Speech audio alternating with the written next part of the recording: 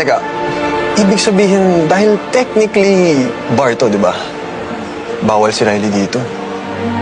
Eh, di mas lalong hindi mo makikita anak mo.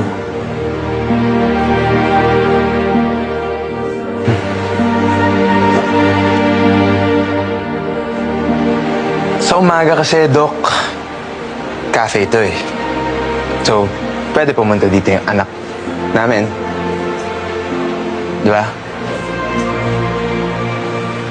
Tas, sa gabi talaga, hindi talaga pwede kasi sleeping time na ng anak namin. Tsaka, hindi na naman ito yung place na pwede kong kitain yung anak namin.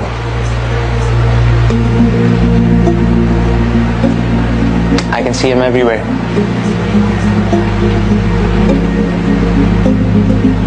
Kasi pinayagan na ako ni Roxy na finally, kitain yung anak namin. Uy, basta may schedule. Tsaka pag-uusapan pa natin na mas maayos yun. Oh, oo naman. Thank you, Roxy. So let's drink to that. Roxy, I think it's getting late. We have to go. Nice party. Congrats. Hindi ka na.